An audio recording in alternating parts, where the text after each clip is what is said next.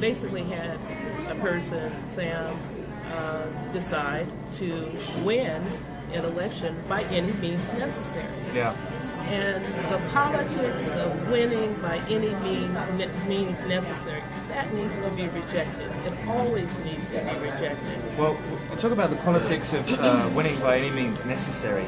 I understand that you may have a contract with Voice of the Electorate to gather signatures on this. Don't have any contracts signed with anyone yet. But Ross Day has said that he would like to do this and that he's looking forward to doing it. So I have not talked with Ross Day. I've never met the man. I will tell you this, that we will release a report next week, and it will declare who's funding the campaign. By that time, we will probably have a contract or contracts signed. All of that will be released. All of that will be made transparent next week. So, just theoretically, if you were to pursue a contract with Voice of the Electorate, they have used convicted sex offenders and felons to gather signatures on Measure 66 and 67. Is that winning by any means necessary? I am not even going to dignify that question. Let me say this to you.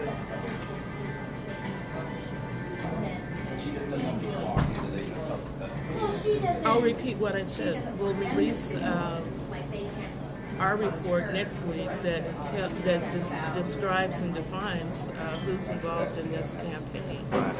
And we have 700 volunteers in the bank. These are volunteers who stepped forward from the first campaign. We didn't lose those folks. They're still with us. I understand that Jack Kane has been involved in strategy meetings around this. Is that true?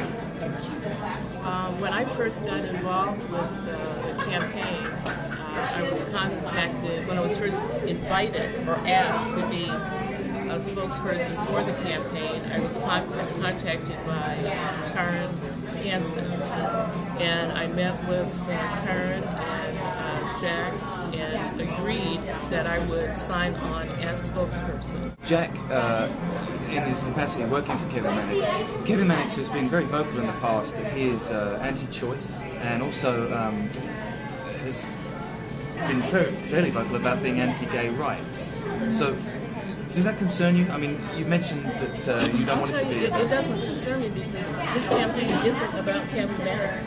Right. I haven't had any contact with Kevin Mannix. No.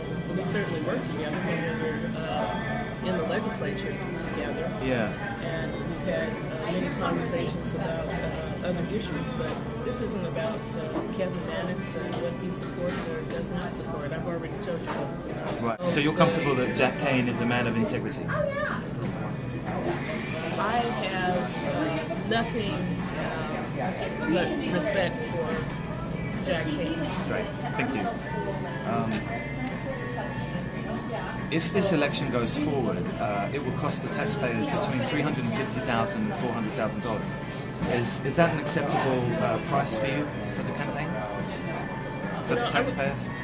I'm really sorry that we're having to do a campaign at all. We're really in an unhealthy place as a city. We have a cloud hanging over City Hall. We have a cloud hanging over our city. We're in an unhealthy place, and I think that this campaign provides a path toward some healing. At any cost? At a cost of $400,000, the price tag is acceptable? Not at any cost, and no, I'm not agreeing with your figure. Well, I got that figure from Andrew Carlstrom, City Elections Officer, yesterday. He told me $350,000 at minimum. Well, I don't accept the figure. I've not had that conversation. But if it were to be $350,000, that would be acceptable for the price of healing. For the what?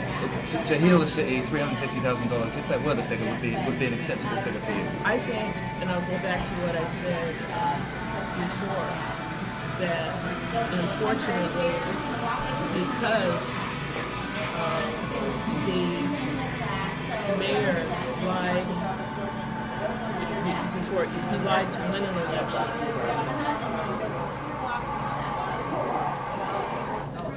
Has placed us in a position of needing to correct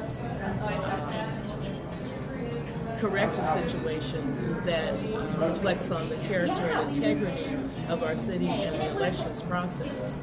So, whatever the cost, it will be worthwhile to restore trust and integrity in the elections process and trust and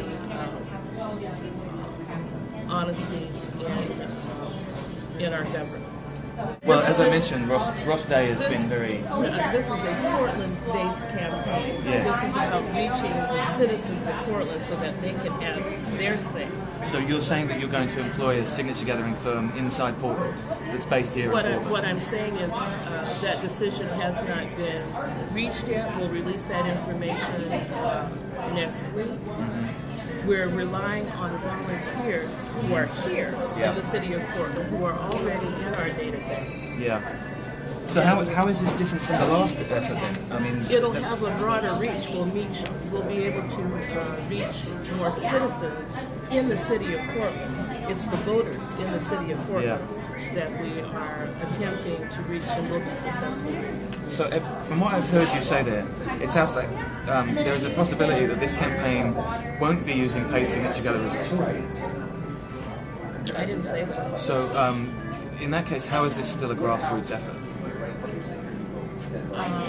Did you not hear me say that we had 700 volunteers from the previous campaign, so and those, that they would be also involved? I did hear you say that. We've got a couple of more minutes, and then I've got to... Sure. So those were the volunteers who were part of the last campaign. That's right, and they'll be involved in this one. But there's a different, and that's the grassroots effort. But there is a different aspect to this campaign. We're building on the foundation that was laid in the previous campaign.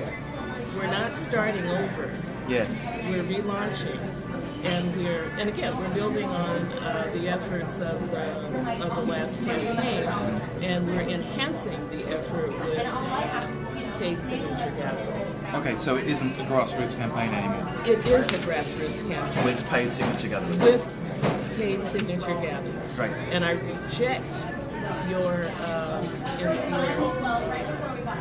angle here in trying to shift and shape this as not being a grassroots campaign. Well, it's surely an AstroTurf campaign if you're paying people to gather the signatures. We're doing both, man. Yeah. We're doing both. Right. And I would hope that you would reflect and project that that's what's happening here. Sure, Both. absolutely. And when will the other strategists and people who have been involved in the planning of this come out from the shadows and actually face the public? We don't have any people who are in the shadows.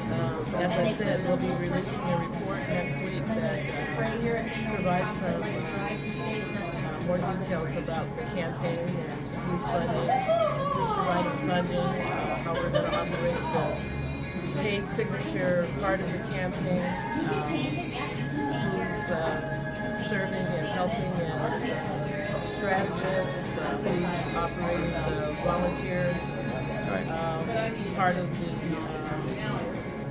effort. That transparency will be there.